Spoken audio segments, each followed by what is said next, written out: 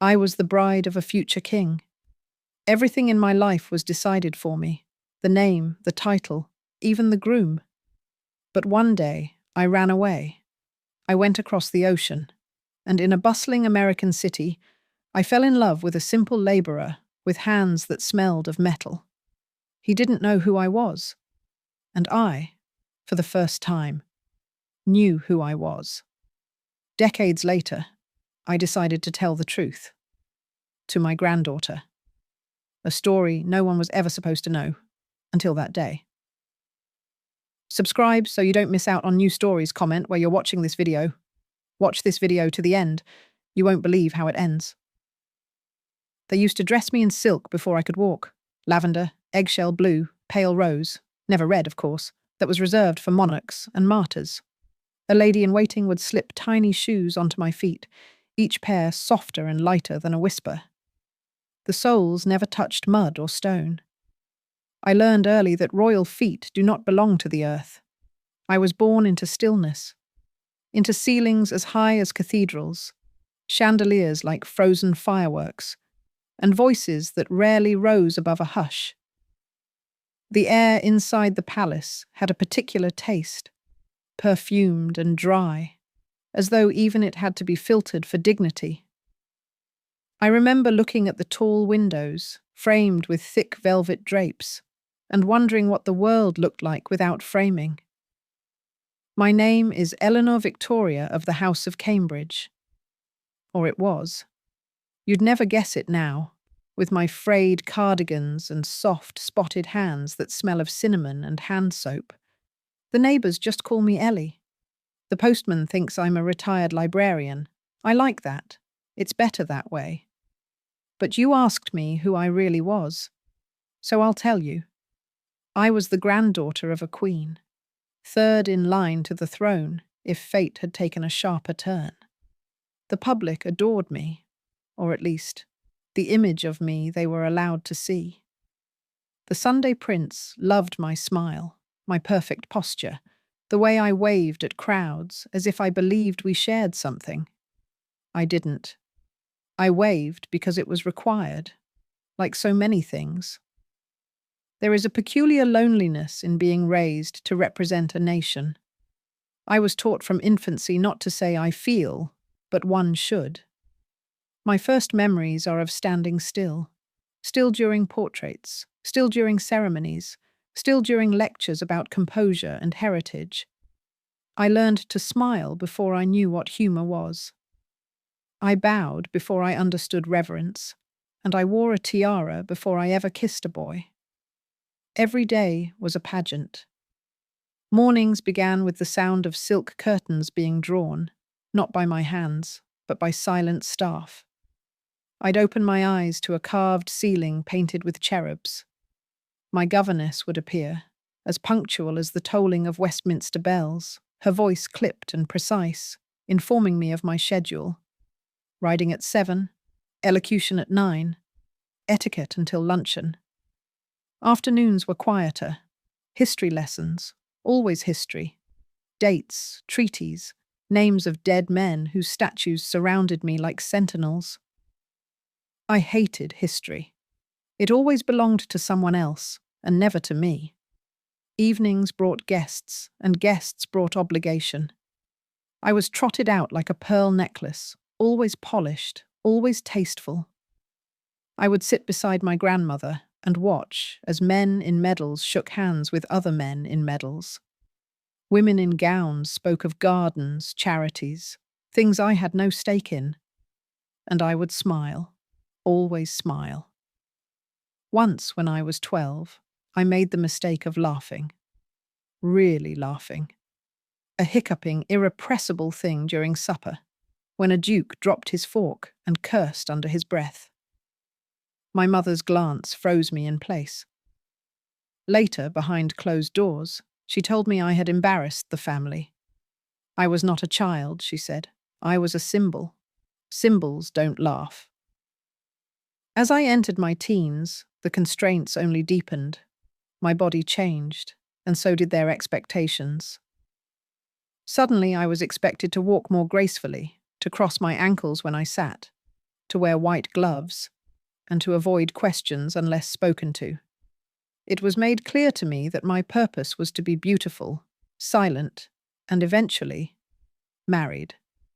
The candidate was chosen before I was. Lord Benjamin Fairmount, son of a viscount, 35, pale and narrow, with breath that smelled faintly of cognac and clove cigarettes. He was kind enough, I suppose, but kind like one is to porcelain, not out of affection but out of fear of breaking it. I was 16 when the engagement was arranged. My parents told me over tea, a quiet announcement, delivered like weather. Lord Fairmount will be proposing within the year. We expect you to be prepared. Prepared? I wasn't prepared to be anyone's anything.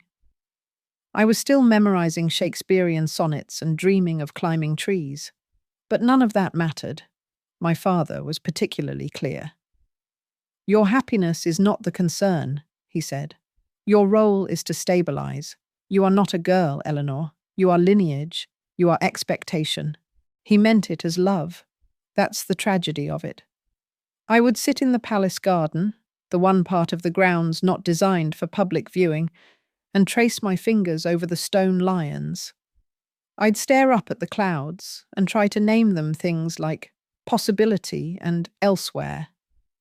Sometimes I imagined I was someone else entirely, an actress, a seamstress, a waitress with ink under her fingernails and a room of her own.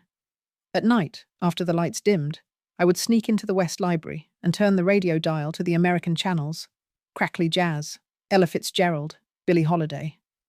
I didn't understand all the lyrics, but I understood the feeling, that ache in their voices. It was like someone calling me home. That's when the dream began. The idea that I could slip away, become someone unremarkable. No tiaras, no titles, no watchers behind my shoulder correcting the way I held a teacup. Freedom. The word terrified me and thrilled me. I kept the thought locked in my chest like contraband. But it grew. With every parade I waved through, with every interview I rehearsed, with every afternoon I was dressed for a man I barely liked, the dreams swelled inside me. Then, when I turned 18, we received the invitation. A diplomatic tour of the Commonwealth, ceremonial visits across Canada, starting in Toronto and ending in Vancouver. It was perfect. Far from England, far from Fairmount, far enough to disappear. I knew it was foolish. I knew I would be hunted. My face was in magazines, in portraits, in people's minds. But I didn't care. I wasn't a girl anymore. I was a fuse.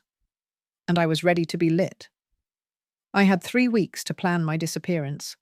They called it a tour, a Commonwealth celebration, public diplomacy, quiet trade negotiations, a flattering of hands and speeches typed by aides. For me, it was an escape route hidden in plain sight, a royal procession that would, if I was careful enough, become my ghost trail. The official party left from London Heathrow under heavy press. My grandmother remained behind, of course. Queens do not fly unless they must. My parents followed in a separate aircraft. I was placed in the second tier of the travelling delegation, alongside minor nobility and court attachés. No one suspected. Why would they? I was doing my duty. I always had. We landed in Toronto to a fanfare of photographers and red carpets. I smiled as required, let small children curtsy, shook the hands of mayors I'd forget by nightfall. But inside, I was rehearsing every detail, what I would carry, what I would leave behind, which night I would disappear. There were protocols to dodge, guards to slip past, and a cover story to initiate. It had to be perfect. I waited until we reached Montreal. The schedule called for an early morning appearance at a hospital, followed by an afternoon tour of a naval academy. It was the perfect day to vanish. Long transitions, high turnover of faces, and gaps between public sightings. I left my official room at 4 in the morning, dressed not in satin, but in plain grey slacks and a borrowed jacket from one of the assistants. No tiara, no gloves. I'd braided my hair in a low, unremarkable coil and tucked it under a hat. I walked out the back of the hotel and caught a taxi before the sun even rose. No one stopped me. By the time the alarm was raised, perhaps late morning when I was expected to emerge in a cream wool coat and deliver a few words to an audience of bored naval cadets, I was already on a train heading toward the United States border. I had papers, forged, carefully prepared. They named me Eleanor Winters, an orphan from Edinburgh, travelling to New York for work. The signature on the passport wasn't mine, but the woman in the photograph was. Crossing the border was the first time I ever felt the weight of what I'd done. The border agent looked me over with mild suspicion, my accent too clipped, too polished. I held my breath. I said I was tired. He waved me through. The train clattered over the bridge into New York State. That was the moment I stopped being Princess Eleanor of the House of Cambridge and started being no one. New York greeted me with noise. The station was a mess of shouting porters, squeaking luggage wheels, newspapers slapped against kiosks, steam hissing up from beneath the grates. I stepped into it with one small bag and no idea what to do. I had a plan in theory, yes, a place to rent, an assumed name, money in hidden compartments, but none of that prepared me for the sheer speed of the city. It moved like a heartbeat gone wild. Taxis honked at nothing. Strangers bumped shoulders without apology. Neon signs blinked messages I couldn't yet understand. I was terrified, but also alive. Every instinct in me, every ribbon of courtly training, every carefully tuned sense of etiquette and composure, told me to stop, to retreat, to find safety. But there was no safe place left. Not in the old sense. The palace was gone. The expectations were gone. The life I had known had been sealed behind me the moment that train pulled away from Montreal. I took a breath and stepped forward. I found a room in Brooklyn. It was above a bakery, the kind that sold sweet rolls in the early mornings and smelled like burnt flour by night. The landlady was a stout Polish widow named Mrs. Kozlowski, who accepted cash and didn't ask too many questions. My room had one window, a creaky bed, and a bathroom I shared with a man who worked nights and rarely spoke English. The wallpaper peeled in strips like old bark. I'd never seen anything so beautiful.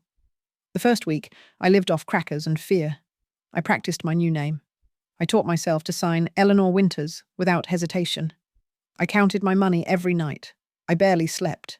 Every knock on the door made my heart sprint. I'd turn on the radio and hear British news, wondering if my photo had reached these shores. Wondering how long it would take for someone to recognize me. But no one ever did. To them, I was just another immigrant girl with a funny accent and 2 thin shoes. After 10 days, I knew I had to find work. My savings, sewn into the lining of my coat and stashed under the mattress, would not last forever. I tried shops first. Bookstores, clothing stores, cafes. No one would take me. I had no references, no employment history, and no American social charm. My posture made people nervous. My diction made them assume I was arrogant or strange. I realized quickly that the only way forward was to unlearn everything I had been taught. I lowered my chin when I spoke. I shortened my vowels.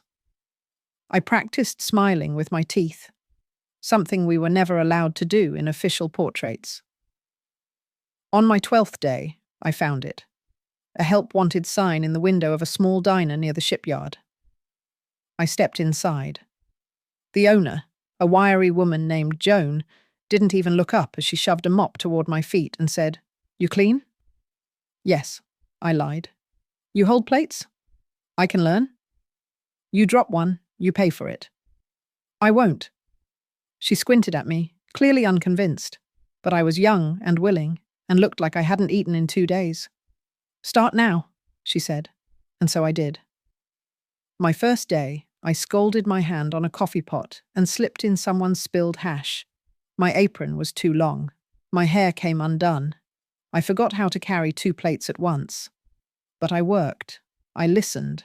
I mopped, wiped, fetched, and poured. I earned $4.80 and walked home that night, feeling richer than I ever had in a palace. The work became routine. My hands grew calloused. I stopped noticing the smell of fried onions in my hair. Customers came and went. Some were kind. Some weren't. None of them saw a princess. That thrilled me more than I can say. One night, alone in my room, I lit a single candle and took the signet ring from my coat lining. I stared at it. Gold, carved with the crest of my family. A thing of weight, of tradition. I kissed it once and dropped it into the bottom of the bakery's furnace chute. Ashes to ashes. I was finally no one, and no one was free. The first time I saw him, he had grease on his jaw and a hole in his sleeve. He slid into the booth by the window like he'd done it 1,000 times before, the kind of man who looked like part of the diner's furniture. He didn't notice me. Not really. I was just the new girl in an apron 2 sizes too big, wiping down the counter and trying not to drop the cutlery. He asked for black coffee and eggs over easy. His voice was low and rough, edged with Brooklyn iron, and when he smiled at Joan, it was without pretense. I brought him his plate with trembling hands, and he said thanks without looking up. That was it. The next day, he came back. He sat in the same booth. He ordered the same thing. And this time, he looked at me when I set his plate down. "You're new," he said. "Yes. Not from around here." "No." He nodded. "Didn't think so." That was all. It became a rhythm. Every other morning he'd come in just past 6, before the real rush began, when the air still smelled more like mop water than bacon grease. I'd pour his coffee without asking. He'd read the paper.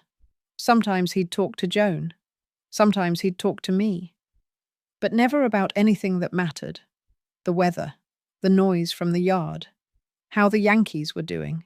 Small things, comfortable things. His name was Lewis. He worked at the shipyard. A welder, he said, though he didn't say much else. I knew nothing about ships or welding or the ache in his shoulders at the end of the day, but I knew how his brow furrowed when he read bad news. I knew he stirred his coffee counterclockwise. I knew he tipped exactly 15 cents, always folded twice and tucked under the edge of the saucer. And slowly, imperceptibly, I began to wait for those mornings. In the palace, I had been watched constantly, under scrutiny, trained to anticipate the gaze of others and to tailor my movements accordingly. But here, with him, there was none of that. Lewis didn't examine me. He didn't expect anything from me beyond warm food and maybe a smile. I began to understand the strange freedom of invisibility. How peace could grow in the unnoticed corners of someone else's routine. We didn't talk about ourselves. Not really. But conversation found us anyway. One morning, he mentioned his brother, a man named Thomas, who had died in the war. Pacific, he said, and nothing more. Another time, he talked about the first boat he ever helped build, how he still remembered the name of it, even though it was long gone now. In return, I offered fragments. I told him I grew up far from here, that I liked the sound of jazz, but didn't understand baseball, that I didn't miss winter, but I missed the smell of certain books. It wasn't much. It wasn't enough to betray who I had been, but it was enough to be real. Spring came. Brooklyn bloomed in odd places. Weeds between cobblestones, flowering trees bent over stoops, bright chalk drawings smeared by rain. The bakery below my room began selling lemon tarts again, and the days stretched longer across the sky. I found myself staying at the diner after hours, helping Joan with the till, scrubbing things that didn't need scrubbing. Sometimes Lewis would still be there. He never asked me to sit. He never intruded. But I could feel his presence like a gentle weight in the air. Then one night, he walked me home. It wasn't planned. We just ended up leaving at the same time. He was quiet. I was quieter. Our shoes echoed on the wet pavement. He asked if I liked working at the diner. I said yes. He asked where I lived. I gestured up the block. He nodded, and that was it. But it changed something. After that, we became something else. Not lovers, not friends, not yet. But two people drifting steadily toward each other like boats drawn by the same tide. He started bringing small things into the diner, a pencil stub, a newspaper clipping about a ship launch, a charm from a keychain he said had outlived its use. He left them at the counter for me without comment. I began leaving things too. A folded napkin with a poem written in pencil, a pressed flower from the park, a page torn from a magazine featuring a jazz singer I liked.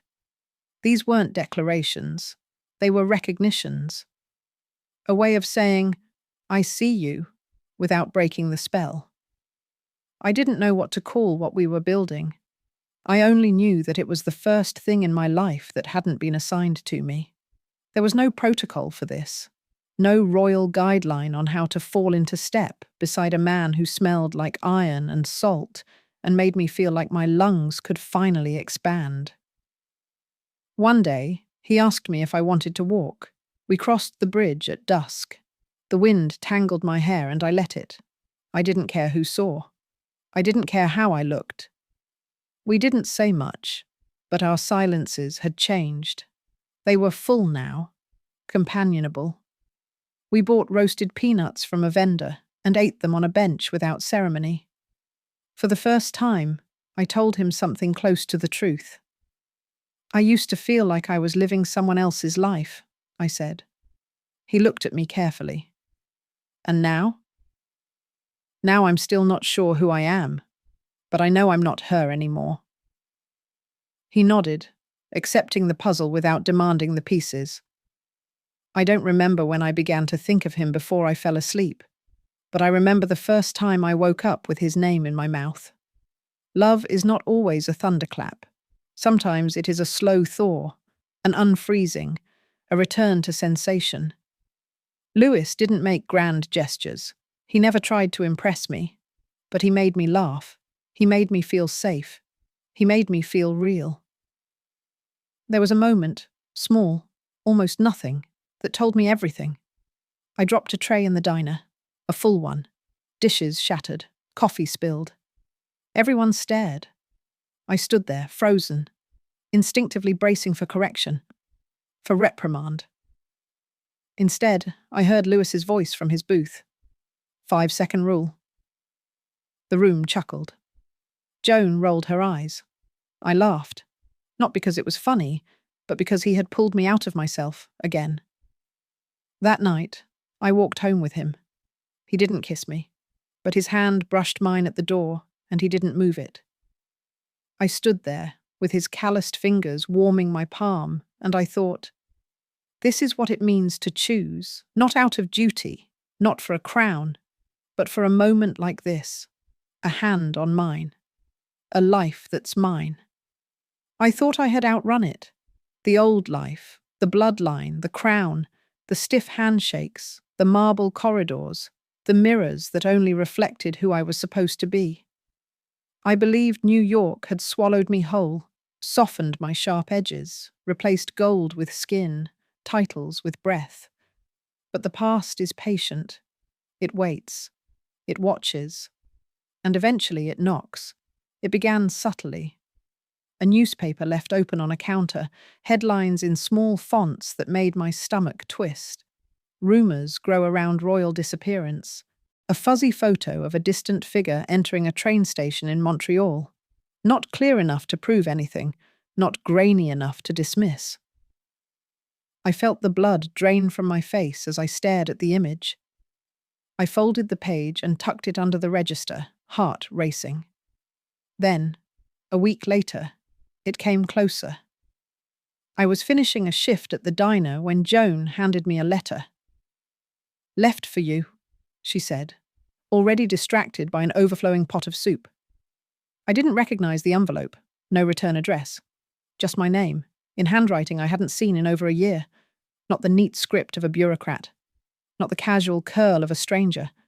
But the exacting, slanted hand of my former lady-in-waiting. I opened it behind the bakery, where the dumpsters muffled the sounds of the city. "Eleanor," it began, "you are not forgotten. You are not forgiven. But you are still loved." It was short, formal in tone but laced with urgency. A message hidden between lines of protocol. I recognized the code, the way the court taught us to speak secrets through civility. They had found me, or at least they suspected. They were giving me an exit, a return. There would be no public shaming, no legal trouble. The Crown had decided it was better to restore me than to expose me. "Come home," the letter whispered. "We'll make it as though none of this ever happened." But I had happened. Lewis had happened. The woman who once stood on marble had been buried beneath cracked pavement and diner grease and soft laughter shared over coffee. And yet, I folded the letter carefully, placed it in my coat pocket, and carried it home. I didn't burn it. Not that night. The next day, I saw him again. Lewis, sitting in his booth, reading the paper, coffee untouched. Nothing had changed. Everything had changed. He looked up and smiled at me, the way he always did, and I felt the weight of the truth pressing against my ribs like a blade. He didn't know. He knew my name, my smile, my favorite kind of music. But he didn't know where I came from. Not really. He didn't know what I had fled. And suddenly that omission felt like a lie. I didn't tell him that day, or the next. But the words began to haunt me. What would he say? What would he do? Would he think I'd been playing a part, even here? Pretending to be something I wasn't again, even as I believed I was finally real? The letter sat under my pillow like a weight. I read it every night, until the ink was soft with handling. I whispered my old name to myself, just to remember how it sounded, just to see if it still fit. It didn't, but I wasn't brave enough yet to throw it away. Then came the second letter. This one was official, sealed with wax, bearing the crest I knew by heart. It arrived by hand. Someone left it at the bakery counter during my shift.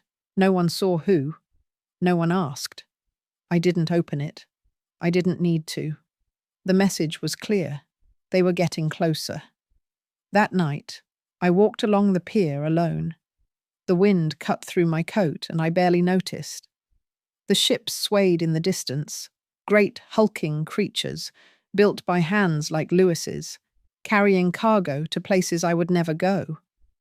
I thought about stepping onto one, sailing away again. But I'd done that already. I was tired of running. I went home and pulled the velvet pouch from under my bed. Inside was the last artifact of my past, the signet ring. I had saved it, even after burning the rest. Even after trading gowns for aprons. It had been a link to where I came from, not out of nostalgia, but out of fear that I might one day need proof that I had once been someone. I stared at it for a long time, and then I walked to the bakery furnace and let it go. No hesitation, just release. The next morning, I knew I had to tell him. We met after my shift. He was waiting outside the diner, hands shoved deep into his coat, scarf wrapped sloppily around his neck. His hair was wet with drizzle, and his eyes were steady. I don't know if he sensed something. He often did. But he didn't speak as we walked. I brought him to the park, the one near the bridge. We sat on a bench still damp from morning rain. The trees were bare, their branches sharp against the grey sky. I clasped my hands in my lap and told him everything. Not all at once, not neatly. It came in waves, broken, uneven, full of silences and stumbling explanations. My name, my title, my flight, my reasons. I didn't look at him while I spoke. I couldn't. I watched a dog chase a paper cup down the path. I watched the wind stir puddles into ripples. I watched anything but his face. When I finally stopped, the quiet was unbearable. He didn't move. He didn't speak. He just breathed. And then he stood up and walked away. He didn't run. He didn't shout. He just left. And I let him. I walked home alone, a hollow in my chest where hope used to be. I didn't cry. I'd cried enough in my former life to know it didn't solve anything. For 3 days, I moved through the world like a ghost. Joan didn't ask what was wrong. She just told me to mop slower, that I was missing spots. I slept little, ate less, spoke only when spoken to. I told myself I was fine. I had survived worse. But loss, I realized, was sharpest when it followed joy. On the 4th day, I came home and found a package outside my door, wrapped in brown paper. No note. Inside, a new pair of work gloves, heavy, thick-palmed, the kind welders use, and beneath them, a napkin from the diner, scrawled in pencil the words, "Still you." I sat on the floor for a long time, holding that note, feeling everything. I didn't go to him that night. I waited until morning. He was in his booth, his coffee already poured. When I walked in, he looked up, and the world quieted. He didn't ask questions. I didn't offer explanations. Instead, I took the seat across from him and reached for his hand. He didn't pull away. And just like that, we began again. Not as a princess and a welder, not as secrets and saviors, but simply 2 people, choosing. The smell of cinnamon always reminds me of him. Some mornings, when the bakery below stirs early and the scent drifts through the floorboards of my little kitchen, I close my eyes and I'm back in that booth across from him. He's reading the paper. I'm pretending not to watch him. Our hands touch without ceremony. There's a coffee ring on the edge of the table. The world is small, but it is enough. Now, I am old. The hair that once tucked neatly under a crown is white and wispy and always escapes its pins. My fingers bend in strange ways when it rains, and I forget names more than I should. But I remember his. I will always remember his. Lewis. He passed 5 winters ago. Peacefully, they said. Though peace is a strange word for the silence that follows. I held his hand when he went. It was still warm, still calloused, still strong. Even then, even as I watched the man I chose slip away from me, I knew I had no regrets. We built a life, not a grand one, not the kind etched into marble or whispered about in royal parlours, but one made of threadbare couches, slow dances in the kitchen, burnt toast, and too many books. We never had much, but we had enough. We raised 2 children in a brownstone that always needed repairs. I worked in the diner until my knees couldn't bear the linoleum anymore. Lewis welded until his sight began to dim. We saved, slowly. We grew a garden out back.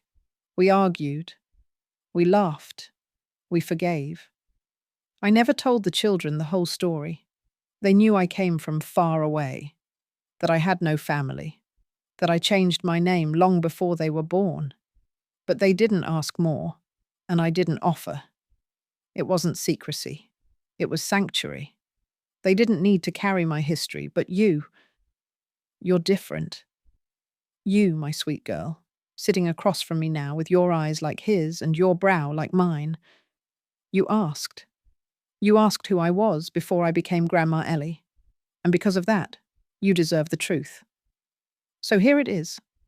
I was a princess. I was a pawn. I was a prisoner. And then I was free. Not all at once, not without pain, but enough. I traded a crown for an apron, marble floors for linoleum, velvet silence for laughter. And I would do it again, 1,000 times. Because love, real love, is not ceremony. It is not duty. It is not quiet obedience for the sake of legacy. It is choice. It is waking up every morning and choosing the same hand to hold, even when it shakes. It is building something small and sacred in a world that demands spectacle. It is risk. It is vulnerability. It is home. I kept one thing from the old life, not the ring, not the title, not the letters, though they tried for years. Oh, how they tried. To pull me back. I kept a photograph, faded now, curled at the edges, taken in black and white, though I remember the colours. Me, standing next to Lewis outside the diner, sunlight in my eyes, apron smeared with flour, his hand on my back. My head tilted toward him. We weren't looking at the camera. We were laughing at something behind it. Probably Joan shouting at a delivery boy. That moment, that frozen, ordinary moment, is more royal than any portrait they ever painted of me. Because I was seen, not as a symbol, not as a responsibility, but as myself. I look at you now and I wonder what you'll choose. Your world is different, wider, louder. You have choices I never dreamed of. And still, some truths are timeless. You will be told to behave a certain way, to belong, to achieve, to wear certain shoes and smile at certain parties and say the right things. But my darling, let me offer you this. You are not a name. You are not a title. You are not a mold to be filled. You are wildness and tenderness, and the sum of all your quiet defiance. Do not be afraid to walk away from what you're told is your destiny. You are allowed to write your own, even if it begins with a lie, even if it begins with a train ticket and a suitcase and nothing else. Even if it begins, as mine did, by running. And if someday someone offers you a life that feels too small for your heart, step away. Wait for the life that opens it. Mine came in the form of a man with tired eyes and hands like history. I hope yours arrives with the same grace. Now go. There are tarts in the oven, and your own story to write. If you enjoyed this story, don't forget to subscribe for more. There are plenty of other videos waiting for you. Just pick one and dive in. And if this moved you, inspired you, or made you think, share it with someone you care about. Thanks for watching. See you in the next one.